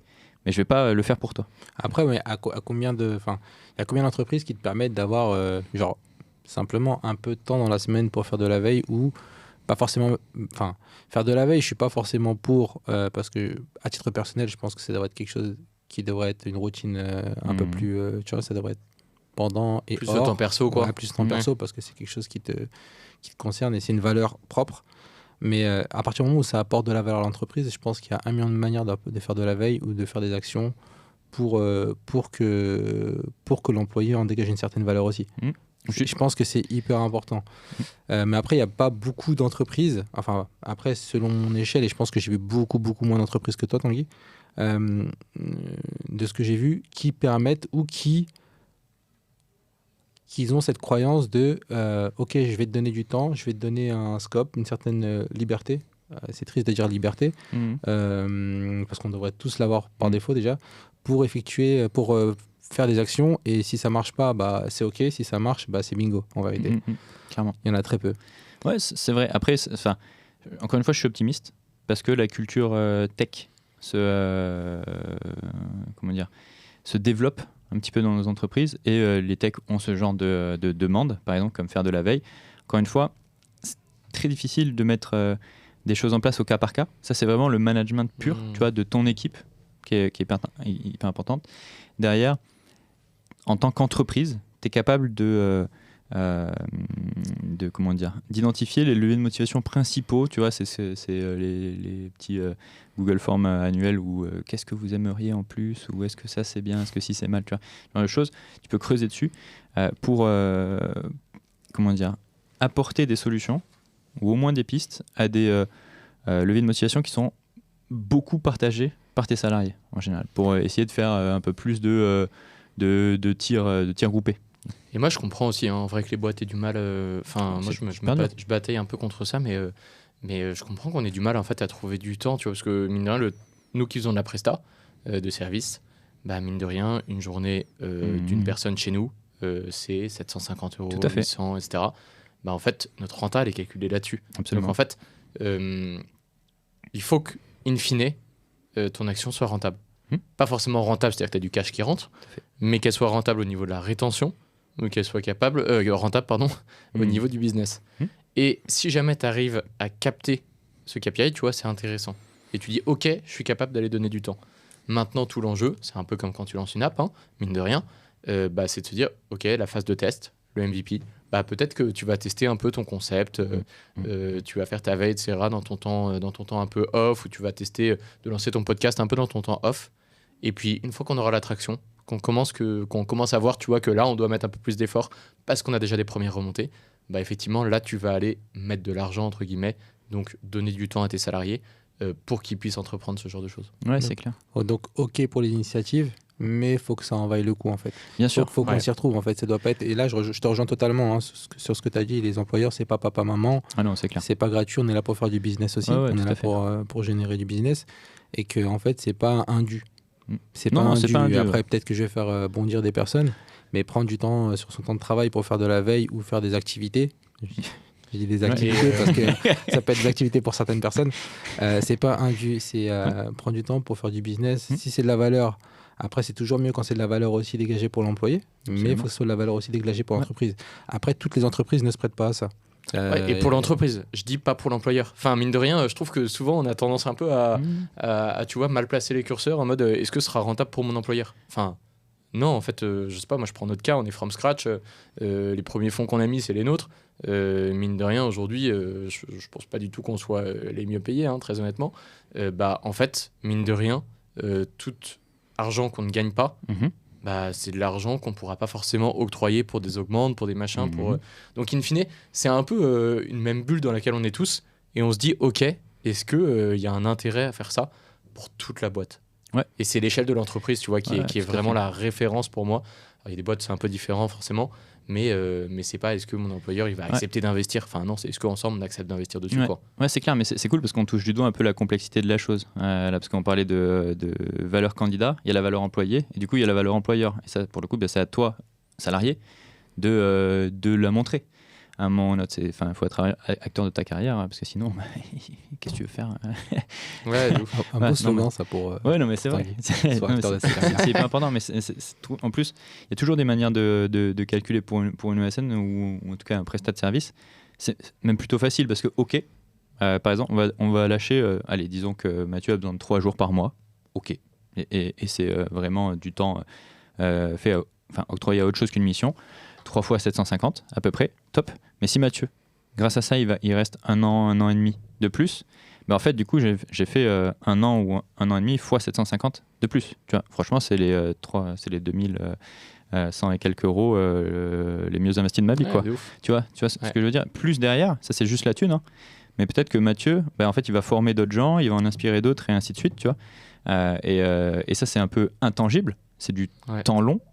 Mais c'est tellement rentable pour toutes les boîtes. Ou peut-être qu'il sera plus productif grâce à ça, tu vois. Mais je suis d'accord, mais c'est dur. Dont on parle chez L'Oréal, c'est ça en fait. Tu vois. Ok. Et pour revenir pour rester sur le sujet de la rétention, Tanguy, est-ce que et puis c'est une question que je voulais te poser d'ailleurs. Donc j'en profite pour te la poser là. Est-ce que tu peux nous donner, j'ai les 3, mais peut-être il y en a 4, peut-être il y en a 5, peut-être il y en a une seule. Quelles sont les 3 demandes les plus courantes que les candidats ont pour dire ok, moi je veux telle chose et ça me va et je me sens bien en fait. C'est quoi ? C'est de l'argent, c'est du remote, c'est un management horizontal, c'est bon, tu les as. Ouais, non mais c'est vrai. Quelles sont les demandes pour toi ? Quelles sont aujourd'hui là avec tous les profils que tu peux croiser Et puis derrière, ce qu'on fera, c'est qu'on reviendra sur ce qu'on s'est dit tout à l'heure, c'est écouter un peu la proposition de valeur qu'a Cyril et la challenger et nous dire un peu toi ta vision par rapport à ça. Mais d'abord, j'aurais aimé avoir toi... Question hyper importante parce que pour le coup, ce que tu demandes, ça monte ton levier de motivation. Donc les 3 principaux, c'est là-dessus qu'il faut mettre l'action en tant qu'entreprise pour en gros toucher le max de personnes. Bien sûr qu'il y a des gens qui partiront de chez toi, c'est normal, tu peux être la meilleure boîte du monde, au bout d'un moment tu arrives à la fin d'un cycle, tu veux voir autre chose, salut, tu vois. D'ailleurs c'est arrivé chez Yield et là-dessus bravo, parce que Yield m'a carrément envoyé un ex-salarié qui a passé 4 ans chez Yield, tu vois. On arrive à la fin d'un cycle, on sait qu'on s'arrête là, cool, écoute, il y a quelqu'un qui peut essayer de te trouver un taf que tu aimes, vas-y, tu vois. Ça, c'est dur à accepter qu'il y en a un qui parte aussi. Ouais, mais c'est magnifique, tu vois. Ça, pour le coup, des boîtes qui font ça, c'est super rare. Pour le coup. Et pour revenir sur ta question, quels sont les grands leviers de motivation des techs ? Alors, il y en a plusieurs. Aujourd'hui, en 2023. Non, mais c'est clair. T'as cité 2024. Ouais. T'as cité l'argent. Je pense que tech ou pas, dans salarié, il y a salaire. Tu vois. Donc, la REM, c'est basique. Encore une fois, si je reprends le besoin de base, à savoir manger, dormir, et donc me loger, quoi. Sans argent, c'est pas possible. Voilà. Donc, il faut un salaire au moins suffisant. Ouais. Sinon, mieux. Surtout que des fois, tu es tout seul, puis après, tu es en couple, puis tu as des enfants, et ainsi de suite. Tu vois. Donc, tu as toujours besoin d'un peu plus d'argent. Derrière, tu as beaucoup d'équilibre pro-perso. C'est souvent du temps pour soi ou du temps pour les autres. Tu vois. Et là, je vais le dire, mais le remote ou le télétravail en tout cas, est un argument de poids. D'ailleurs, ce sont les 2 seuls, à mon sens, qui le télétravail et le salaire, qui jouent sur tous les niveaux de motivation sur la pyramide de Maslow. Et le dernier pour les techs, mais qui est le premier en hiérarchie, c'est l'envie d'apprendre, c'est l'apprentissage. Les techs en général veulent toujours aller plus loin, tu vois. C'est des gens qui se disent « Ok, je connais ça, bah, vas-y, je vais aller un peu plus loin, je vais apprendre ça, apprendre ci, et hop. » Tu vois, c'est pour ça qu'il y a beaucoup de gens qui sont frustrés de ne pas réussir à changer de stack. Quand tu parles facilement. d'apprentissage, tu parles d'environnement, des personnes avec qui ils vont interagir ou les opportunités de mission qu'ils vont avoir. Enfin, tu parles de... ça peut être sur la tech en elle-même. Ok. Tu vois. Bah, d'ailleurs, dans le premier épisode avec Antoine Coulon, vous avez parlé beaucoup d'open source. Exact. Franchement, si l'open source, c'est quand même un bon relais d'apprentissage, quoi. Tu vois. Et ça montre ça. Ok. Je sais même pas si ça existe dans d'autres secteurs dans d'autres corps de métier, tu vois. Autant de gens qui ont envie d'apprendre ensemble et qui du coup mettent gratuitement leurs énergies et leurs ressources. Tu vois ce que je veux dire. Donc moi je dirais ça. Je pense que c'est apprentissage, équilibre pro perso, salaire. Et derrière t'en as plein d'autres. Hein. Si tu veux, j'avais préparé. J'ai listé Quand 15 leviers. Équilibre pro perso, c'est remote. Entre autres. Ou voilà. tu veux dire équilibre pro T'as tout, perso, un format qui me permet d'avoir un équilibre. Dans le topic équilibre pro perso, qu'est-ce qui t'est le plus souvent demandé aujourd'hui? Télétravail. Clairement, télétravail. Ouais, j'ai un peu provoqué, je vais te le faire dire. De toute façon, 70% des techs qui passent par moi me demandent du full remote. 70. Okay. Et personne ne me dit, j'en ai eu un cette année, qui m'a dit je veux du présentiel à 100%. Okay. Sinon, ça n'existe pas. Donc, tu as 70% des candidats qui te demandent du full remote. Et c'est les candidats seniors que tout le monde s'arrache. Okay. 9 ans d'expérience en moyenne. Et sur 100% des emplois que tu as, combien de pourcents proposent du full remote? C'est intéressant. J'en ai moins cette année qu'en 2022. 2022, je me rappelle, c'était une belle année. C'était 100% de full remote. Il y avait rien à part du full remote. Tu vois. Là, 2023, il y a beaucoup de full remote. Il y en a une majorité quand même. Et après, il y a le l'hybride, tout de même. T'as l'hybride quand même? Ouais. Okay. Ouais, donc l'hybride. Qu'est-ce que tu entends par full remote du coup? Full remote, ça veut dire que tu viens très rarement au travail. Voilà. Vous, à la rigueur, vous, c'est bon. Tu vois, voilà, vous retrouvez 2 jours par mois, c'est OK. Tu vois, c'est à la limite, et puis c'est d'accord pour tout le monde. Tu vois. Sinon, l'hybride, c'est OK, je viens 1 jour, 2 jours par semaine ou 2 jours toutes les 2 semaines. Tu vois. Ok. Nous, ça va passer à 5 jours par mois d'ailleurs. Full remote, par contre. Ok. Ok. Mais Cyril, est-ce que tu veux qu'on passe sur la proposition de valeur puis on essaie d'en discuter avec Tanguy et de voir, de situer sur le marché un peu cette proposition de valeur. Où est-ce que tu la situes? Qu'est-ce que tu améliorerais? Qu'est-ce que tu retirais? Qu'est-ce que tu rajouterais? Et puis pour que ça soit genre... On peut, ouais. Attends, je prends mes gants de boxe. On peut. Non, déjà, juste en préambule, effectivement, là-dessus, nous, on a 2 politiques. Mine de rien, on parlait de télétravail. On a une politique product et design qui, nous, est plutôt en présentiel. Dans nos locaux, c'est pour me tenir compagnie, ça. Non, pas que ça. Parce qu'on considère que là, tu as beaucoup d'interactions terrain, tu as beaucoup d'interactions clients, etc. Non pas que les techs n'en ont pas, mais qu'elle est différente, mine de rien. Et puis, effectivement, qu'on a des profils peut-être un peu moins seniors sur cette partie-là, donc, en fait, qui ont besoin de plus d'être challengés, etc., et qui ont moins cette culture en fait, en eux. Et puis, les techs, pour le coup, qui eux sont en full remote, et toute l'équipe en fait, se réunit 2 jours par mois, tous ensemble dans les locaux, et là, on passe un moment vraiment cool, avec une petite activité le soir, machin. Voilà, je voulais juste remettre un peu de contexte, parce que c'est intéressant. Maintenant, la proposition de valeur, elle est dure. En fait, au début, elle est un peu venue avec notre mission, tu vois. Enfin, d'ailleurs, elle est clairement liée, sinon ça n'aurait pas de sens. Aujourd'hui, un tech, on lui offre plusieurs choses. Je pense qu'on lui offre de vraiment l'excellence opérationnelle. Et c'est pas un mot dit comme ça, etc. Nous, ce qui nous motive au quotidien, c'est de délivrer de la qualité pour nos clients. La qualité, comment ça se mesure, machin. D'un point de vue très commercial, je lui dis, on suit les DORA métriques, etc. C'est très pertinent. Maintenant, la qualité, c'est un mindset, c'est beaucoup de choses, tu vois, qui sont indues par ça.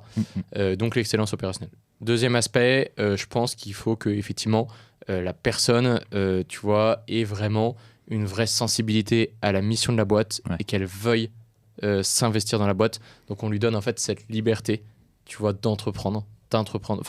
faire de l'intrapreneuriat plutôt, en interne, avec des projets qu'elle souhaiterait vraiment, tu vois, avoir. Et puis, un des troisièmes aspects, c'est qu'aujourd'hui, effectivement, on offre de la flexibilité. Je pense qu'on a changé, mais on en reparlera peut-être après quand on dira freelance, CDI. Moi, c'était mon sujet de tête, j'adore. Mais tu vois, effectivement, la flexibilité, c'est quoi ? C'est juste de savoir se dire, OK, j'ai un impératif à telle heure, vas-y, je suis pas là en train de te regarder du mauvais œil, vas-y, tu sais quels sont tes objectifs. Alors du coup, il faut des objectifs concrets, mesurables, etc. Mais ça, c'est plus le suivi RH. Mais c'est d'offrir de la flexibilité dans le remote, dans le travail au quotidien, dans la hiérarchie que tu mets en place dans ta boîte. Donc effectivement, excellence opérationnelle, hiérarchie donc non existante, donc en gros transparence, flexibilité, et puis intrapreneuriat. Je sais pas si, en vrai, peut-être que j'en ai oublié, hein, Mathieu, toi t'es aussi bien placé là-dessus pour le définir. Peut-être j'ajouterais le package. Ouais. Le La REM, package, la REM. la REM. le package full remote qui nous permet. Putain, en merde, fait, il est là que pour la REM. Ouais. Non, pas que la REM, mais Non, Ouais. le fait de contribuer en fait au transport quand on vient au boulot 2 jours par semaine. Parce on se doute bien que quand tu viens 2 jours par semaine, 2 jours par mois, que bah, tu n'habites pas forcément tous, on n'habite pas tous à côté de Paris et que bah, y a le train. Ouais, ils ont impacté les travails, en gros, tu sais, qui Voilà. leur permet, ils ont 600 balles par mois, et ça leur Ok. permet soit de prendre un cowork à côté de chez eux, Ouais. quand ils se sentent un peu seuls. Non, mais c'est vrai, t'es Ah ouais, t'es tout humain, à fait, quoi, ouais. t'as besoin d'avoir un peu d'entourage. Soit quand ils doivent venir au bureau, et d'ailleurs, ils peuvent venir plus qu'une fois par mois. Enfin, c'est l'objectif, en fait, de Spack TT, c'est de les inciter à venir plus. Donc ouais, c'est le 4e et bon point, je pense. Et tu vois, je finirai là-dessus juste en disant, moi j'ai toujours du mal à vendre ma boîte, mais sur tous les aspects, parce que même en entretien de candidat, je préfère lui présenter la boîte un peu chill et tout, et que quand il arrive, il ait un peu l'effet waouh, en mode ok, c'est trop cool, j'adore en fait. Et je préfère que le candidat parte avec une première idée et que ouais, il soit un peu subjugué en arrivant, tu vois. Ouais, mais Ça c'est un peu la finalité de. Après, il y a aussi les personnalités aussi. Mais après, ça, c'est pas quelque chose qu'on peut venir mettre en place si on n'a pas les personnalités. Mais avoir des personnalités un peu impliquées puis authentiques, voilà, qui te demandent pas un effort d'être différent pour pouvoir se mouler à l'environnement. Ouais, on n'est pas policé. Voilà, c'est ça. Ça, c'est. Après, ça dépend des profils. Tu as des personnes pour qui c'est pas un effort. T'en as d'autres. Pour moi, je sais que c'est un gros effort de devoir faire semblant. Merci de t'être tenu pendant le podcast en Ouais. tout cas. Je fais bien semblant. C'est pas fini. Mais t'en penses quoi un peu toi de. En vrai, quand je te dis ça, Ouais. t'as le droit de me dire c'est du bullshit. Hein. Non, au Euh, contraire. Non, mais moi je pense que tu l'as très bien vendu, la boîte pour le coup. Moi j'ai l'impression que c'est authentique. Là où ça fait très bonne impression, c'est que votre boîte, vous l'avez pensée autour d'une certaine culture, tu vois, et vous vous y tenez. Et à partir de là, c'est ce qu'il faut à tout le monde et sur le marché du travail. Après, t'es d'accord ou t'es pas d'accord avec la culture, bon, ça c'est la vie, tu vois. Si t'es pas d'accord, t'es pas un bon match et tu t'épanouiras pas là chez Yield, pas grave. Si t'es d'accord, parfait, bienvenue, tu vois. Ouais, c'est ça qui est hyper important. Et tout ce que tu as cité, en fait, ça, pour le coup, ça fait écho à chaque fois à des paliers d'épanouissement. Tu vois. Alors, le salaire qui est évidemment suffisant, tu vois, bon, t'es sécure, super. Le fait que tu peux être très flexible, ça fait écho à tout, tu vois, mais notamment au fait de gérer ta vie comme tu veux. Tu as parlé d'exigence. Ouais. Ça, pour les techs, alors, pas tous, mais pour une grosse partie des techs, c'est hyper important. C'est un peu être fier de son travail, c'est de l'estime de soi, tu vois. C'est ok, mon taf, je le fais de la bonne manière. C'est un ego boost. Ouais, c'est exactement ça. Ouais, non, mais c'est un ego boost. Et puis c'est presque des convictions techniques, tu vois. Il y a des boîtes qui se montent autour de ça, quoi. Et ça crée un sentiment d'appartenance, qui est d'ailleurs un autre des niveaux de Maslow. Typiquement, les best practices, tu vois. Est-ce qu'on les observe ou pas ? Mais c'est central dans le recrutement d'un tech. Ouais, et là je vais tomber un peu dans la technique, ça va être un peu le technique qui va parler. C'est qu'au même titre qu'un boulanger, qu'un pâtissier, qu'un cuisinier, qu'un menuisier, un artisan, il aime faire son travail bien parce que s'il le fait par amour, en tout cas, s'il le fait par amour, c'est quelque chose de hyper satisfaisant pour lui et c'est formateur en fait. C'est-à-dire, si j'ai travaillé 2 ans dans une entreprise dans laquelle j'ai dépassé mes limites, où j'ai travaillé avec des personnes qui m'ont poussé vers le haut, où j'ai appris à travailler bien, c'est de la valeur pour moi directement. Et le jour où je pars de cette entreprise-là, je vaux encore plus sur le marché. Ouais. Et c'est vrai qu'aujourd'hui, on a du mal à associer. C'est vrai que nous, on manipule pas du des choses physiques comme Ouais. comme du bois et de la farine et du Ouais, pain, du enfin pain. voilà, de la pâte.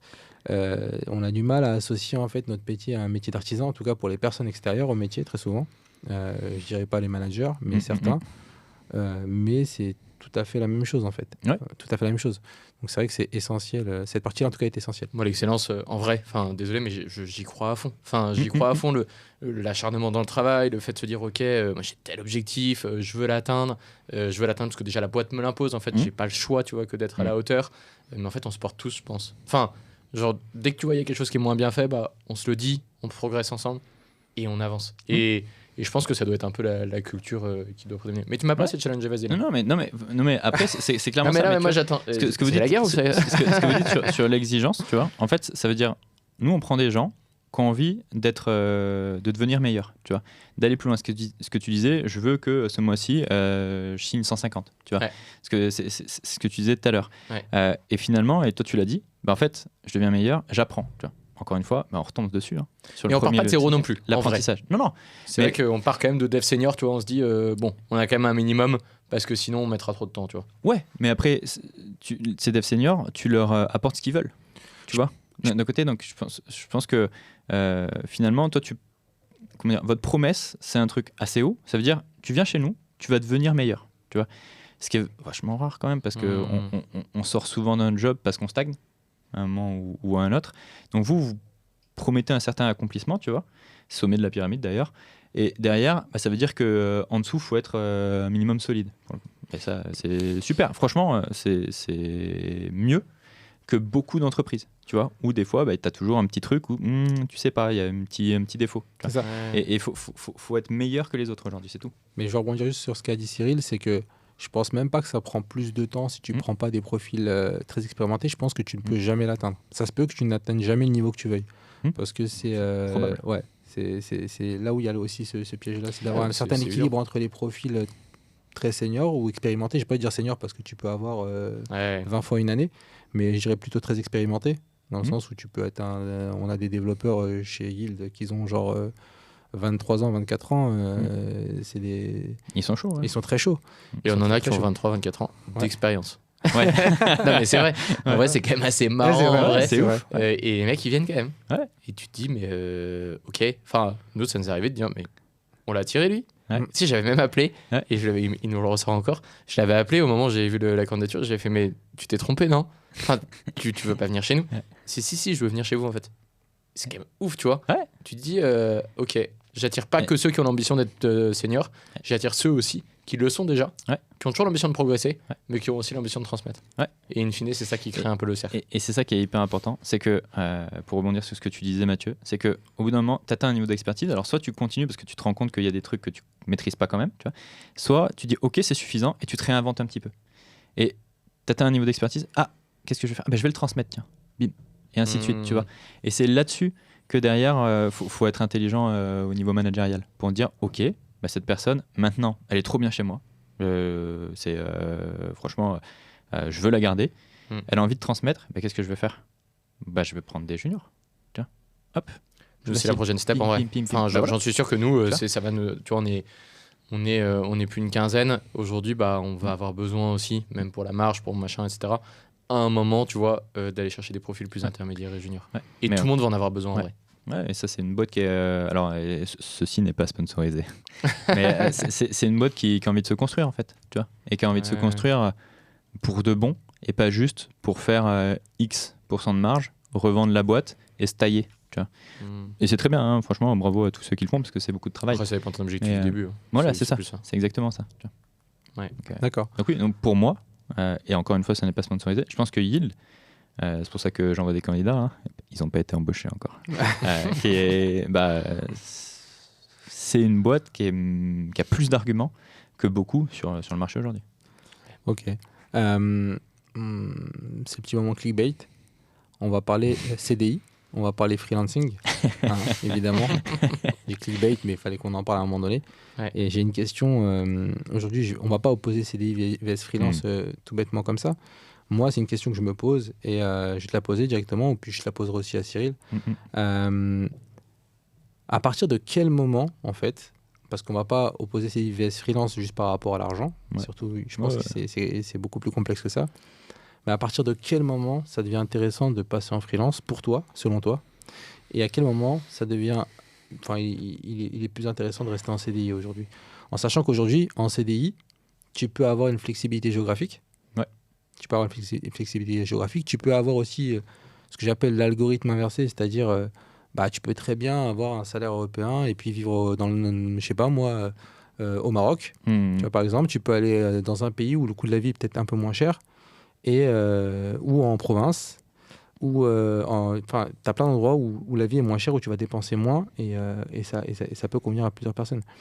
Donc je veux savoir un peu toi, ta vision par rapport à ça, en sachant que toi tu fais du placement de freelance ou pas du tout? Non. Tu fais pas de placement de freelance du tout? Pas, Ok. Toujours pas. Ça fait Toujours 2 ans et demi que je dis bientôt. Bientôt, ok. Et t'as été freelance ou pas, hein? J'ai ma boîte, mais sinon j'ai jamais été freelance. Ouais. Ok. Voilà, est-ce que tu peux nous donner un peu ta vision aujourd'hui CDI freelance? Et puis derrière, Cyril... Cyril, il attend là. Ouais, il est là, il est oh Cyril, là. pourquoi pas de freelance chez Yield aujourd'hui? Vas-y, t'as 2 et minutes puis- pour me convaincre. Tanguy. Si on enlève l'argent, moi je pense que c'est intéressant de passer freelance, peut-être pour 2 raisons. Diversité.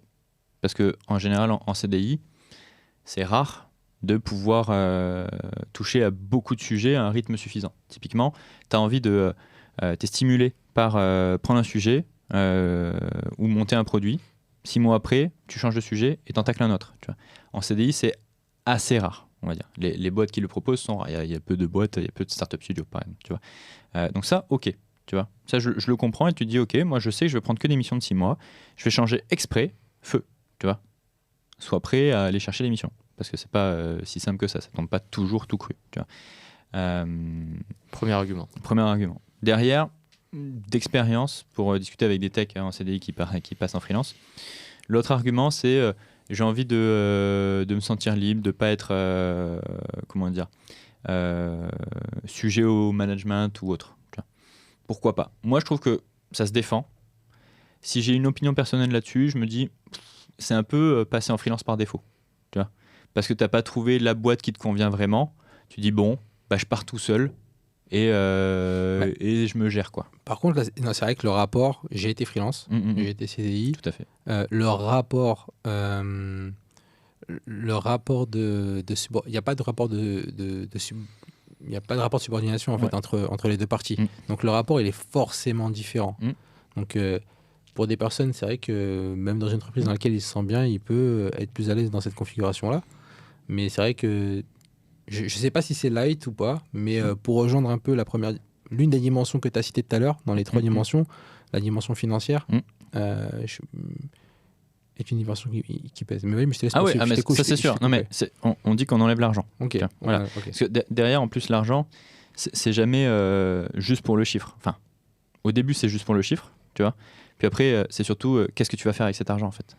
Parce que si c'est juste je fais ça pour atteindre tel chiffre, tu vas kiffer 1 an, tu vas kiffer 2 ans, puis après, en vrai, ce levier de motivation de l'argent s'étiole un petit peu.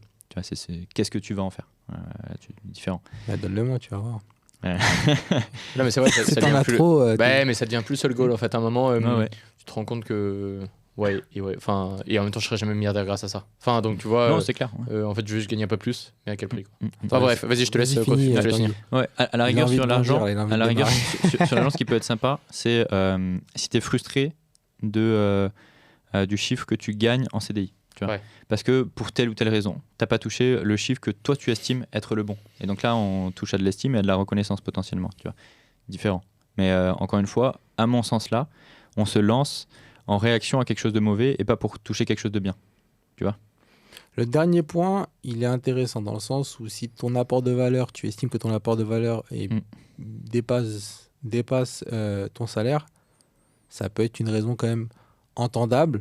Enfin, après là, c'est vraiment un point de vue et je le défends dans le sens où ton apport de valeur, c'est pas forcément le travail que tu fais au jour le jour quand tu es opérationnel, mais c'est aussi les actions que tu vas avoir auprès de tes collaborateurs, les actions que tu vas avoir dans ton entreprise, etc. etc. Ouais. Et c'est vrai qu'aujourd'hui, il y a un marché quand même.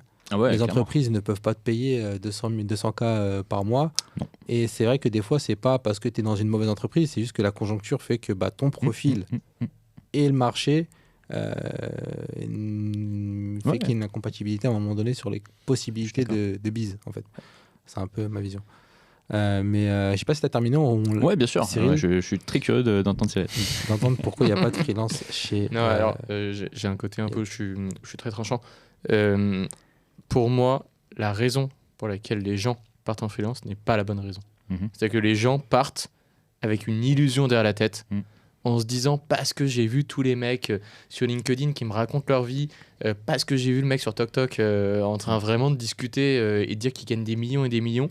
Pour ces raisons-là, moi aussi j'ai envie d'aller tester. Mais en fait, ça me frustre parce que je me dis, mais juste en ayant un peu aussi cette casquette commerciale chez les studios, je me dis, mais en fait, non, le marché, il est pas si simple. Enfin, non, tu vas pas te mettre à 800 d'office et tu vas pas vendre directement tes 6 mois, tu vois. Ça marche pas comme ça. Alors, tu peux avoir de la chance, bien sûr, etc. Il y a des profils qui gagnent très bien leur vie. Mais juste, c'est 1% du marché. Mais c'est tellement pas tout le marché qui est comme ça. Et les gens, tu vois, se rendent pas compte de la complexité aussi de devoir gérer sa vente, son opérationnel et puis son administratif. Et en fait, le combo de tout ça fait qu'aujourd'hui, les gens ne partent pas pour la bonne raison. Maintenant, je nuance. Je nuance en disant effectivement, pour une personne, partir en freelance, ça peut être hyper bénéfique pour elle, surtout pour un tech, ou même pour un product et pour un design d'ailleurs. Tu vois, elle peut aussi en fait, être seule face à ses responsabilités, du coup gagner en maturité, gagner en autonomie, etc. Et tu vois, ça c'est la qualité qu'on voit. Je sais pas, nous on a, je dirais peut-être 75% d'anciens free en vrai, chez nous. C'est assez marrant en vrai, c'est l'effet inverse. Et mine de rien, ils ont tous une vraie maturité au niveau de la relation client, au niveau de leur autonomie dans le travail et du sens, tu vois, des deadlines un peu. Et ils ont tous une maturité d'intrapreneuriat. Donc en fait, ça leur a apporté beaucoup. C'est pour ça que je ne crache pas sur le freelance, mais je crache sur la raison pour laquelle les gens y vont. Et pour moi, juste arrêter avec cette illusion. Et franchement, ça me frustre quand les gens partent pour ça. Et limite, j'ai envie qu'on finisse bien notre relation, tu vois, s'ils partent pour ça. Ça m'est jamais arrivé encore. Mais juste pour qu'ils puissent revenir, tu vois, et dire effectivement, c'était pas si simple. Et je leur souhaite de réussir, bien entendu. En vrai, en freelance, c'est pas ce que je dis, mais voilà. Le temps, il est passé un peu vite. Il nous reste 10 minutes. Ok. Je sais pas si tu veux rajouter quelque chose, Tanguy, dessus. Moi, là, j'ai une question. C'est pourquoi les salariés de Yield, qui sont des ex-freelance, sont venus chez Yield? La question, tu la poses à moi ou à... Je vous la pose à tous les deux parce que... tu peux la poser à moi. Et toi, clairement, t'es dans le cas. T'es ancien free, Mathieu, ouais. C'est ça. J'étais ancien free. Moi, je m'y suis retourné... Alors, moi, c'était surtout par rapport à la promesse. Moi, c'est ça qui m'a convaincu. C'est vrai que quand j'étais en freelance, j'ai fait... Quelle promesse? Dis-le un peu. Quand j'étais freelance, j'ai fait pas mal d'argent. D'accord. J'ai atteint mes objectifs avec cet argent-là. Et j'avais des objectifs, j'ai pu les atteindre. Suite à ça, mais il n'y avait pas beaucoup de sens en fait. C'est-à-dire les personnes avec qui je collaborais, je dis pas que je les aimais pas. Le produit pour lequel je me levais tous les matins, il me passionnait pas vraiment en fait concrètement. Et la boîte dans laquelle je travaillais, le produit n'était pas forcément central. C'était l'argent d'abord, les utilisateurs derrière. Transactionnel. Voilà. Donc pour moi, ça rejoignait pas mes convictions professionnelles, clairement. Et au moment où je cherchais du travail, concrètement, j'ai cherché un poste de free. Et d'ailleurs, j'avais des propositions de free à ce moment-là. D'ailleurs, on était en contact, Tanguy. Tout à fait. On était en contact. Et j'avais retenu 3 boîtes. J'avais réussi 2 tests techniques et raté un test technique qui était hyper corsé. Trop bien les je m'en tests techniques. rappelle. Non, mais j'avais énormément appris d'ailleurs durant ce test technique-là. Il était hyper corsé et ça s'est super bien passé d'ailleurs. Et en fait, c'était 3 boîtes dans lesquelles vraiment c'était business, user, tech ensuite quoi. Et donc et puis il y a eu le fit ensuite avec nous on faisait partie de ces 3 boîtes. Voilà, ces 3 boîtes là. J'ai eu le fit avec James et ça fait plus d'1 an que je suis là-bas maintenant, ou ça va faire 1 an là, et que je regrette vraiment pas pour le coup. C'est pas parce que tu es là, bon, je pense qu'on se connaît un petit peu, et puis les gens qui me reconnaîtront me connaissent un petit peu aussi. Donc c'est une des raisons pour laquelle aujourd'hui pour moi ça prévaut sur l'argent aujourd'hui. C'est-à-dire pourquoi je me lève le matin.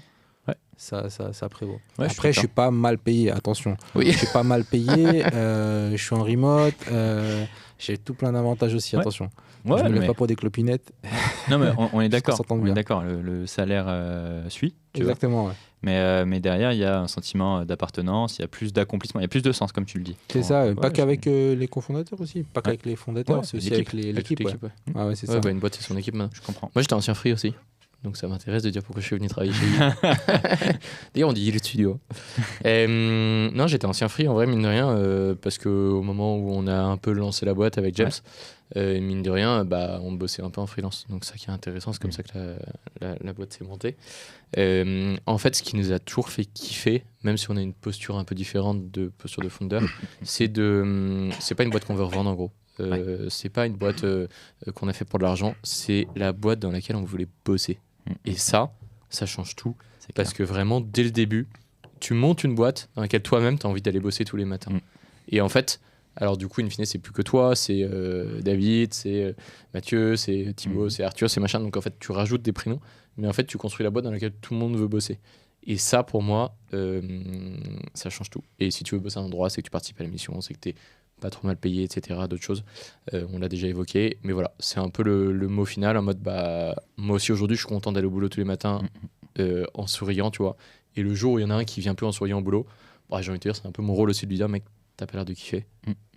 Qu'est-ce qui serait bon pour toi maintenant, tu vois. Ouais, c'est clair. Ok, on arrive au bout de ce podcast, mais d'abord, j'aimerais poser une question à chacun. Avant le club de fin, c'était un peu votre prédiction pour le futur. C'est un peu les guesses. Sur l'état du marché, sur le recrutement. Est-ce que le recruteur de demain sera remplacé par un chat GPT? Est-ce que c'est une prédiction du futur? Ça peut être hyper. Et tu finis sur une petite touche perso aussi. Ça donne un peu d'ambition. Il y a des recruteurs qui seront remplacés par ChatGPT. Ceux qui sont juste des passeurs de CV, comme tu l'as dit tout à l'heure. Oui, parce que demain, un outil va trouver ton CV sur n'importe quel job board, va t'envoyer le même message et tu lui répondras toujours pas, tu vois. Donc ça, c'est sûr. Par contre, non. Le vrai défi du recrutement et du recruteur, c'est d'être stratégique alors quand tu es un prestat, pour son client, en l'occurrence, tu vois, pour son hiring manager et pour son tech. Tu vois. Moi, je pense que c'est vraiment ça, la valeur ajoutée d'un recruteur. C'est cool d'avoir ta stack pour sourcer, tu vois, mais c'est comme un dev qui connaît TypeScript. C'est super, tu vois. Mais est-ce que ton KPI, toi, c'est pas, ok, dans tous les recrutements que j'ai fait faire, combien de temps ils sont restés? Est-ce que c'est pas le temps moyen passé en entreprise par les collabs que tu as fait recruter? En fait, c'est trop dur, ça, parce que derrière, je le maîtrise pas. Bien sûr. C'est une de mes frustrations. Peut-être qu'un jour, tu vois, je serai en interne dans une boîte, et ça, je peux te dire que les managers des gens que je vais recruter, ils sauront comment je m'appelle, quoi. Mais tu peux y être pour 20%, 30% peut-être. Non. Je pense que pour de tels changements, et moi je le vois vraiment comme un rôle hyper stratégique. Gérer les femmes et les hommes d'une entreprise, pour moi c'est vraiment essentiel. Tu vois, c'était, je sais plus qui, j'étale le peu de culture que j'ai. C'est Ford qui disait ce qui est important pour une entreprise, c'est sa réputation et ses hommes. Tu vois. Et clairement, on considère la réputation plus importante que les hommes, tu vois. Sauf que ce sont auprès des hommes que la réputation se fait. Et pour moi, ce job-là, c'est vraiment stratégique. Je pense qu'on peut pas le faire en étant à 20 ou 30% d'une boîte. Peut-être qu'un jour, du coup, je serai dans une boîte en train de m'occuper de ça. Tu vois. Alors, évidemment que je crois en l'entreprise, comme vous croyez tous les deux en Yield Studio. Tu vois. Comme ça aura du sens pour moi. Si je dois terminer sur une touche perso, ce qu'on peut te souhaiter pour l'année prochaine. Peut me souhaiter pour l'avenir. Pour cette année, moi j'ai une frustration, c'est de ne pas assez aider les techs, tu vois, je fais tout ce que je peux, mais j'ai envie de leur apporter encore plus de résultats. Encore plus de résultats. Aujourd'hui, tout le monde, 100% des techs sont satisfaits de l'accompagnement, satisfaits de passer 30 ou 40 minutes avec moi, parce qu'ils y voient de toute façon au moins plus clair. Ça, c'est le minimum. Tu vois. Résultat, ça veut dire aller en process, voire trouver un job. Parce qu'encore une fois, est-ce que tu réussis le process? Est-ce que tu as géré le test technique? Je peux pas savoir ça, hein. C'est pas moi qui vais le passer, tu vois. Ouais. Mais je veux me rapprocher des 100% d'envoi en process. Ça, c'est le KPI qui me fera dire ok Tanguy, ton projet, mon job de dev, le nom de ma boîte, tu l'as réussi. Tu vois. Le jour où je serai proche des 100%, je serai ravi et je partirai, je ferai autre chose. Ok, et j'aimerais savoir où est-ce qu'on peut te trouver, juste avant de poser la question à Cyril. Alors on peut me trouver au studio du podcast. on peut évidemment me trouver sur LinkedIn. C'est là que je suis. De toute façon, j'ai que ce réseau social. Et sur la plateforme, mon job de dev, évidemment. Ok. Et pour conclure ce podcast, je te laisse Cyril sur ton... Nous, ce qu'on peut nous souhaiter, on a parlé du marché. On a un marché qui est en jeu, cette année, on le sait. On se bat. Franchement, je vais au boulot tous les matins, je me bats. Donc, on va se battre pour maintenir notre croissance et on a fait 145% cette année. On va faire 100% cette année, j'espère. Et au-delà de la croissance, c'est en fait la mission qu'on apporte. Et on se battra pour créer des produits qui ont des impacts pour toutes les boîtes qu'on accompagne et qui nous font confiance. Donc ça, c'est vraiment notre goal. Donc j'espère l'année prochaine revenir sur ce podcast, même si je reviendrai peut-être avant, en disant, bah ouais, ok, on a accompagné toujours plus de clients, on est 2 fois plus. Et en fait, on est même plus que 2 fois plus. Voilà. Et qu'on ait un rayonnement qui soit digne de ce qu'on peut vivre en interne. Ouais. Tout ce que je te souhaite, aucun doute pour Yield Studio. Okay. Je vous remercie, Tanguy, Cyril, pour ce podcast. Merci à toi. Hands-on série 2, vous avez assuré encore une fois. Et on espère Merci te retrouver bientôt. Et on laisse les auditeurs nous retrouver sur la série 3 qui arrive prochainement également. Et on l'écoutera avec plaisir. Ok. Fayot.